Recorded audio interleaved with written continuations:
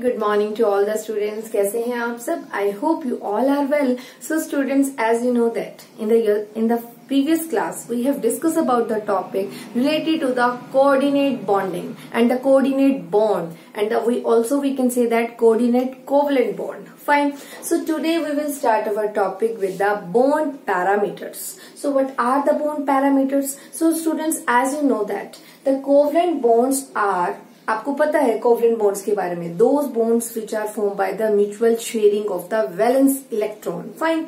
So covalent bonds are characteristics by certain parameters. So covalent bonds को कुछ parameter से major किया जाता है. वो पैरामीटर्स क्या है? Bond length, bond angle, bond energy. So one by one we will discuss about the all parameters. So firstly we will discuss about the what is bond length. This is the first parameter of covalent bond. Okay. So first parameter is bond length. So what is bond length, students? The average distance between the center of the nuclei of the two bonded atom in a molecule. तो एक molecule के अंदर अगर दो atom present है तो उनका एक न्यूक्लियस से लेकर दूसरे न्यूक्लियस का, एक एटम के न्यूक्लियस से लेकर दूसरे एटम के न्यूक्लियस तक का जो डिस्टेंस है that represent the bond length. किसको रिप्रेजेंट करता है बेटा? बॉन्ड लेंथ को रिप्रेजेंट करता है. तो बॉन्ड लेंथ मीन्स अगर मैंने इसको कैपिटल आर से रिप्रेजेंट किया है तो क्या है? आर ए, एक का रेडियस, एक एटम का रेडियस, ए एटम का रेडियस और ये बी एटम का radius R B, that is called bond length. इसे क्या बोलेंगे? Bond length. बॉन्ड लेंथ को हम पिकोमीटर में, एंगस्ट्रॉम में, नैनोमीटर में मेजर कर सकते हैं. और आपको ये बात पता होनी चाहिए जो कि मैंने आपको फर्स्ट चैप्टर्स में बता दी थी. 1 angstrom is equal to 10⁻⁻10 metre. 1 picometre is equal to 10⁻⁻12 metre. 1 nanometre equal to 10⁻⁻9 metre. Fine. So अगर हम इसको समझाने के लिए फर्दर एक एग्जाम्पल लें बेटा, O और H. आपको पता है OH एक एक्चुअली हमारा, अगर कहें कि OH क्या है, OH एक्चुअली हमारा एक आयन होता है, हाइड्रोक्साइल आयन. आपको पता है, आपने सुना हुआ है इन द प्रीवियस क्लासेस. तो अगर ऑक्सीजन एटम की रेडियस है वो है 66 पिकोमीटर.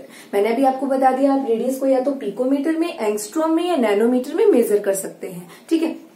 मान लो ऑक्सीजन की रेडियस है, ऑक्सीजन एटम की रेडियस है 66 पिकोमीटर, हाइड्रोजन एटम की रेडियस है 37 पिकोमीटर. सो बॉन्ड लेंथ क्या होगी बेटा? 66 पिकोमीटर प्लस 37 पिकोमीटर. तो हम ले सकते हैं लेंथ इसकी. ठीक है. तो आ गई टोटल हमारे पास bond length 103 picometre. Fine.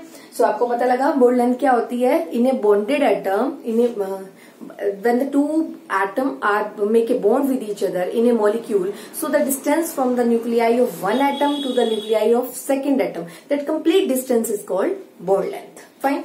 It will be measured in a angstrom, maybe picometer, maybe nanometer. Fine. Now अब हमने क्या करना है? हमने कोवलेंट बॉन्ड की बात करनी है. अगर मैं इसी बॉन्ड लेंथ को कंसेप्ट को कोवलेंट बॉन्डिंग के कंसेप्ट से एक्सप्लेन करके पढ़ाऊं तो आपको पता है कोवलेंट बॉन्ड में क्या होता है? दो एटम म्यूचुअल शेयरिंग करते हैं, मतलब वो समवट अपने इलेक्ट्रॉन्स का ओवरलैप करते हैं दोनों मिलकर. तो आपको पता है एक कोवलेंट बॉन्ड को बेटा कैसे रिप्रेजेंट करते हैं? मैं यहाँ एक बार लिख रही हूँ. एक कोवलेंट बॉन्ड को बेटे हम इस तरीके से रिप्रेजेंट करते हैं. ठीक है. शेयरिंग, म्यूचुअल शेयरिंग दिखाने के लिए, क्योंकि यहाँ इसके इलेक्ट्रॉन वो एरिया है जहां पर इलेक्ट्रॉन अपने ये ओवरलैप करते हैं और स्टेबल होते हैं, अपना ऑक्टेट कंप्लीट करते हैं. तो अब आइए, यहां से यहां तक का distance in a covalent bond is a covalent radius कहलाएगा? नहीं. यहां से यहां तक के डिस्टेंस का हाफ क्या कहलाता है? कोवलेंट रेडियस कहलाता है. ठीक है. The bonded atom that are present in a covalent bonding with each other. दो बॉन्डेड एटम एक दूसरे के साथ कोवलेंट बॉन्डिंग में प्रेजेंट है, मतलब म्यूचुअल उन्होंने ओवरलैपिंग कर रखी है अपने इलेक्ट्रॉन्स की. आपको पता है उसे हम कोवलेंट बॉन्डिंग कहते हैं. तो उसके डिस्टेंस का हाफ, ये मैंने आपको थर्ड चैप्टर में बता दिया है, ये कोवलेंट रेडियस होता है. ठीक है. ये मैंने दिखा रखा है कोवलेंट रेडियस. और इसका डिस्टेंस बच्चे अगर सपोज यहां से यहां तक का 198 पिकोमीटर है कोवलेंट बॉन्डिंग में, तो कोवलेंट रेडियस कितना होगा? हाफ कर दीजिए. कोवलेंट रेडियस आया था यहाँ पर हमारा अप्रोक्स, हाफ करने के बाद 99 पिकोमीटर. तो कोवलेंट रेडियस तो आप ऐसे रिप्रेजेंट कर सकते हैं. Covalent radius is equal to 198/2 means 99 picometer. Fine. एक कोवलेंट बॉन्डेड एटम में अगर और ले लूं बेटा साइड में, उसका भी यही होगा. यहां से यहां तक का 198 था और उसका हाफ क्या हो गया? 99 picometer. This is called covalent radius. और एक कोवलेंट मॉलिक्यूल और दूसरे कोवलेंट मॉलिक्यूल के बीच का जो डिस्टेंस होता है उसका हाफ क्या कहलाता है? वन डेर वाल रेडियस। सपोज एक कोवलेंट मॉलिक्यूल और दूसरे कोवलेंट मॉलिक्यूल के बीच का डिस्टेंस 360 पिकोमीटर है। फाइन, उसका हाफ क्या होगा? 180 पिकोमीटर होगा। फाइन, ये जो चीज मैंने अभी आपको यहाँ समझाई है, ये मैंने यहाँ पे ऑलरेडी ड्रॉ की हुई है। देखिए, एक कोवलेंट मॉलिक्यूल है, दूसरा कोवलेंट मॉलिक्यूल है, उनके बीच का डिस्टेंस कितना है? 360। ठीक है, उनका हाफ क्या कहलाएगा? 180। ठीक है, तो हमने ये कंक्लूड किया कि रेडियस ऑफ वन डेर वाल radius is always greater than covalent radius. तो कोवलेंट रेडियस और वन डेर वाल रेडियस में अगर हम कंपैरिजन करते हैं तो वन डेर वाल रेडियस हमेशा कोवलेंट रेडियस से क्या रहती है? लार्जर रहती है। ठीक है, तो ये हमने कंसेप्ट कोवलेंट रेडियस और वन डेर वाल रेडियस को लेके भी यहाँ एक्सप्लेन कर दिया। तो अभी आपको पता लगा बॉन्ड लेंथ किसे बोलते हैं? The average distance between the centre of the nuclei of the two bonded atom. Fine, this bonded atom sum of these two radius is called bond length। और फिर हमने कोवलेंट रेडियस दोबारा से देखा जो हमने थर्ड चैप्टर में भी किया था, और वन डेर वाल रेडियस, उनको कंपेयर किया कि कौन सी रेडियस लार्जर होती है। तो वन डेर वाल रेडियस इज हमेशा क्या होगी? Is larger than covalent radius. Fine, तो अभी हमने, क्योंकि एक का डिस्टेंस यहाँ पर 99 पिकोमीटर आया और वन डेर वाल रेडियस में जो डिस्टेंस आया है, मतलब रेडियस निकल के आई है, वो है ये 180 पिकोमीटर। ठीक है, तो अब हम डिस्कस करेंगे what are the factors that affect the van der Waals, what are the factor that affect the bond length. तो हमारा टॉपिक चल रहा था बॉन्ड लेंथ, तो हम वो फैक्टर्स पढ़ेंगे जो बॉन्ड लेंथ को अफेक्ट करते हैं।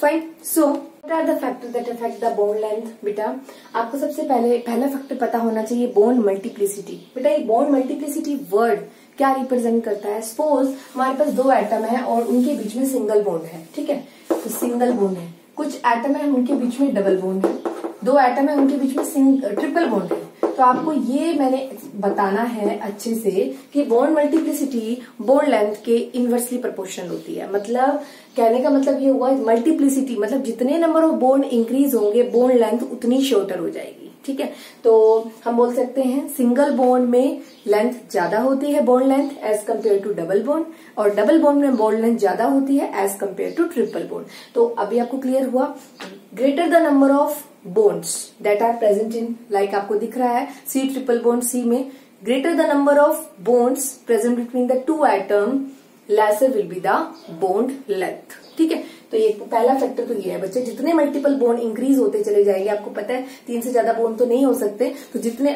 दो एटम्स के बीच में जो कोवलेंट बॉन्ड होते हैं वो मैक्सिमम 3 ही होते हैं। तो जितने मल्टीपल बॉन्ड हमारे इंक्रीज होंगे उतना हमारा बॉन्ड लेंथ क्या हो जाएगी? डिक्रीज हो जाएगी। They are inversely proportional to each other. Fine, next आ जाता है साइज ऑफ एटम। बेटा, इसको एक्सप्लेन करने के लिए मैंने अभी लिया है यहाँ पर ग्रुप नंबर 14, और ग्रुप नंबर 14 मैंने आपको बहुत अच्छे से क्लियर कर रखा है बेटा। कार्बन फैमिली बोलते हैं इसे, कार्बन, सिलिकॉन, जर्मेनियम, टिन और लेड, पीवी। आपको बहुत अच्छे से पता होना चाहिए ग्रुप 14 के बारे में, vertically down the group. Fine, तो आपको पता है top to bottom atomic size क्या करता है? इंक्रीज। तो मैंने यहाँ 3 एटम लिए हुए हैं कंपेयर करने के लिए। जर्मेनियम विद जर्मेनियम बॉन्ड दिखाया है। जर्मेनियम का साइज अगर मैं कहूँ सिलिकॉन के कंपेरिजन में क्या है? सिलिकॉन का साइज जर्मेनियम के कंपेरिजन में कम है, कार्बन का और कम है। तो हम क्या देख रहे हैं? Greater the size greater the bond length. ठीक है, क्योंकि आपको पता है साइज बढ़ेगा तो रेडियस बढ़ेगा, रेडियस बढ़ेगा तो लेंथ अल्टीमेटली अपने आप ही इंक्रीज करती चली जाएगी। तो size of the atom directly proportional to the bond length. तो top to bottom size will increase in a group, you know that. ठीक है, due to increase in a number of shell, principal shell, you know that. So आप size जितना बड़ा होगा उतनी radius ज्यादा होगी, उतनी बॉन्ड लेंथ ज्यादा होगी। ठीक है, तो अब आपको पता लगा है अच्छे से। तो फर्स्ट दो फैक्टर आपको याद हो गए हैं, bond multiplicity inversely proportional to the bond length, and second one is size of atom is directly proportional to the bond length. So germanium की बॉन्ड लेंथ ज्यादा होगी किससे? कार्बन एटम से। ठीक है, now we will discuss about the second factor, that factor is bond angle. अब हम discuss करेंगे बेटा सेकंड फैक्टर के बारे में, जो कि फैक्टर है हमारा about the bond angle. Fine, so in parameter is bond angle. ठीक है, तो व्हाट इज बॉन्ड एंगल बेटा? It is the average angle between the orbitals containing bonding electron pairs around the central atom in A molecule. तो आपको definition की बजाय अगर मैं एग्जांपल दूंगी तो बहुत अच्छे से क्लियर हो जाएगा बच्चे। देखिए, ध्यान से देखना, मैं एक मॉलिक्यूल बना रही हूँ। This is called methane molecule. इसे मीथेन बोलते हैं। आप लोगों को CH4, आप लोगों ने ये बात 10th क्लास में पढ़ी है कि मिथ एक कार्बन के लिए यूज किया जाता है। This is called methane. ये मीथेन का स्ट्रक्चर है और ये 3D डायमेंशनल स्ट्रक्चर बनाया है, क्योंकि 10th क्लास में तो आप नॉर्मली इस तरह से डिजाइन करते थे बच्चे, बिल्कुल नॉर्मल प्लेन फॉर्म में, बट ये मैंने 3D फॉर्म में रिप्रेजेंट किया है। और इसमें सेंट्रल एटम के अराउंड बॉन्ड पेयर प्रेजेंट हैं, आपको दिख रहे हैं, और सेंट्रल मेटल एटम के साथ ये बॉन्ड पेयर एंगल बनाते हैं, और सभी बॉन्ड पेयर कॉमन एंगल बनाते हैं, इक्वल डिस्टेंस पे प्रेजेंट होते हैं 109.5 डिग्री। इसी तरह से एक एग्जांपल और ले रही हूं मैं अमोनिया का। नाइट्रोजन का ये स्ट्रक्चर है इस तरीके से, ठीक है, और NH आपको नजर आ रहा है, this is called ammonia. Ammonia के पास एक अनशेड इलेक्ट्रॉन, 2 अनशेड इलेक्ट्रॉन बचते हैं जिन्हें हम 1 लोन पेयर बोलते हैं। ये बात मैं आपको अपनी पिछली क्लास में बता चुकी हूँ। और इस ज्योमेट्री को, इस 3D स्ट्रक्चर को हम, इसमें जो एंगल होता है 107.5 डिग्री होता है, ठीक है। अगला एक और हम बना रहे हैं मॉलिक्यूल, वो वाटर के लिए बना रहे हैं। तो ये वाटर का स्ट्रक्चर है। ऑक्सीजन के पास 6 वैलेंस इलेक्ट्रॉन होते हैं। 2 हाइड्रोजन के साथ शेयरिंग करने के बाद भी उसके पास 4 अनशेयर्ड इलेक्ट्रॉन बचते हैं। 4 अनशेयर्ड इलेक्ट्रॉन का मतलब होता है बेटा 2 लोन पेयर। अभी मैं आपको ये बात एक्सप्लेन कर रही हूँ यहाँ पर कि बॉन्ड एंगल तो आपको दिख रहे हैं, सब मॉलिक्यूल के बीच में एंगल दिख रहे हैं। अब आपके माइंड में ये भी आ रहा होगा कि मैम इस तरह की ज्योमेट्री क्यों है। तो ये ज्योमेट्री का रीजन अभी आपको एक्सप्लेन किया जाएगा ड्यूरिंग द वेस्पर थ्योरी, जो कि हमारी बहुत इंपॉर्टेंट थ्योरी है। अभी आपको सिर्फ ये समझना है व्हाट इज बॉन्ड एंगल, बाकी और कुछ नहीं।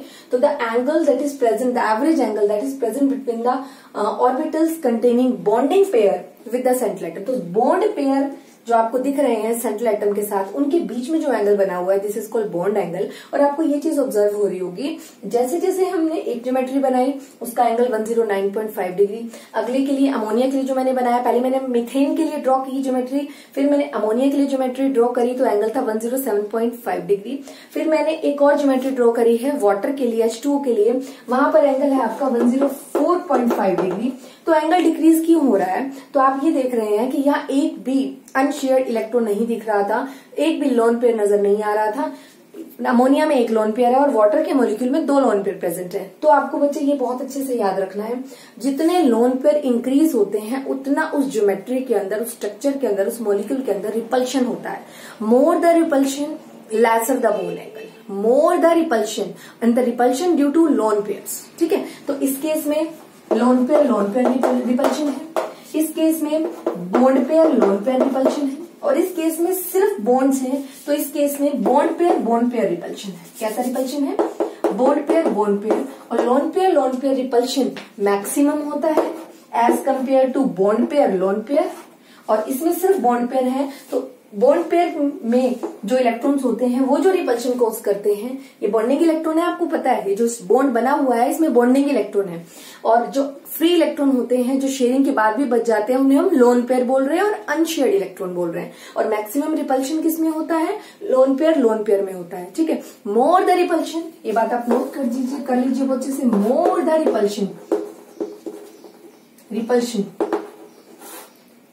Laser will be the bond angle। और सबसे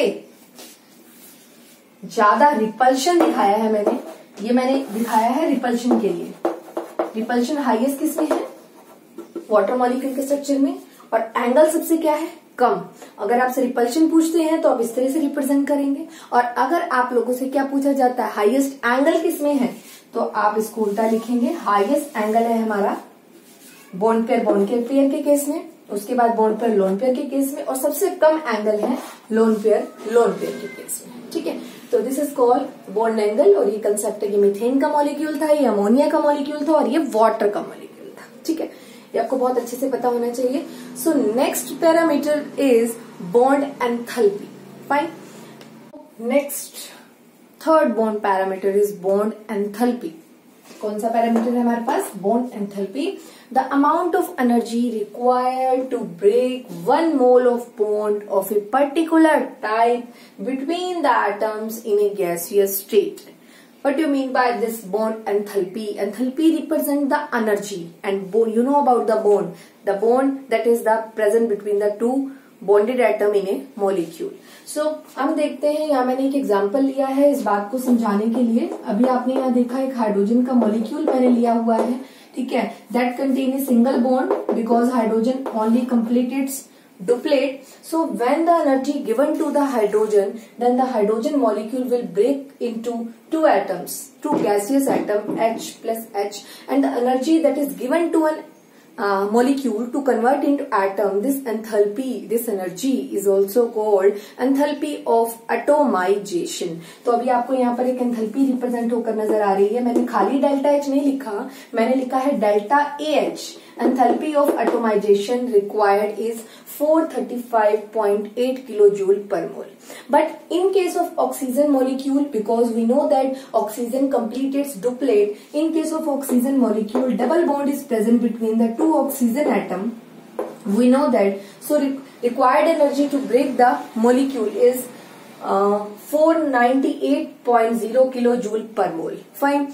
In the nitrogen molecule, the triple bond is present because nitrogen to complete its duplet form triple bond. आपस में triple bond बनाना पड़ता है नाइट्रोजन atom को during the sharing to complete its octet and to become stable. And the energy required to this and two molecule is 946.0 kilojoule पर मोल. तो आपने क्या देखा, नाइट्रोजन में ट्रिपल बॉन्ड था, एनर्जी ज्यादा चाहिए. ऑक्सीजन में डबल बॉन्ड था, उससे थोड़ी कम चाहिए. हाइड्रोजन में सिंगल बॉन्ड था, एनर्जी और कम चाहिए.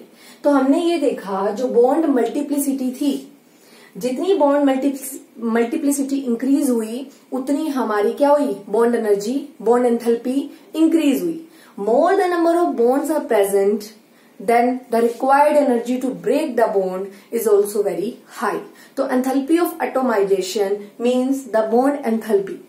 The molecule को atom में convert करना is also called enthalpy of atomization. It is also called bond enthalpy. ठीक है. So energy required to break the bond that present in a molecule between the atoms, that required energy to break the bond, this is called bond enthalpy. Or simply we can say that enthalpy of atomization, delta H represent the basically enthalpy, delta represent the change in enthalpy. ठीक है. And we will also replace here the like, ये जो note लगाया है ऊपर मैंने इस enthalpy के ऊपर, ये represent करता है standard enthalpy of atomization. Standard word represent the fixed condition of temperature and pressure. Fine. So enthalpy increase कर रही है जैसे जैसे नंबर ऑफ बॉन्ड्स एटम के बीच में इंक्रीज हो रहे हैं. तो ultimately what are the factor that affect the bond enthalpy? First factor is bond multiplicity. More the number of bond are present between the two atoms, bond multiplicity जितनी जितनी increase होगी उतनी ज्यादा बॉन्ड एंथैल्पी रिक्वायर्ड होगी. तो triple bond में bond enthalpy ज्यादा चाहिए as compare to double bond. Double bond में एंथैल्पी ज्यादा चाहिए as compare to single bond. तो bond multiplicity is directly proportional to bond enthalpy. ठीक है. नेक्स्ट आ जाता है बॉन्ड लेंथ. बच्चे लेंथ जितनी इंक्रीज होगी, अब लेंथ इंक्रीज होने से बॉन्ड इतना मजबूत नहीं रहता, तो with increase the bond length increase होने से bond energy, bond enthalpy will decrease. अब कार्बन का बॉन्ड ब्रेक करना है तो वो जल्दी ब्रेक होगा as compare to carbon double bond, as compare to carbon triple bond. So bond length जितनी ज्यादा होगी, जितनी ज्यादा बॉन्ड लेंथ होगी, और हमें पता है सिंगल बॉन्ड के केस में बॉन्ड लेंथ ज्यादा होती है, तो जितनी ज्यादा बॉन्ड लेंथ होगी उतनी कम बॉन्ड एनर्जी चाहिए उस मॉलिक्यूल के बॉन्ड को ब्रेक करने के लिए. ठीक है. तो bond enthalpy, bond length and bond enthalpy is आपस में क्या है, inversely proportional to each other. ठीक है. तो this is the third parameter of the हमारे जो कोवलेंट मॉलिक्यूल्स हैं उनका थर्ड बॉन्ड पैरामीटर है. This is called bond enthalpy. Now we will discuss about the fourth parameter. This is bond length. Discuss about our fourth parameter of the bond, means which is called bond parameter, that is bond order. तो what is bond order बच्चा? तो number of bonds between the atoms in a molecule.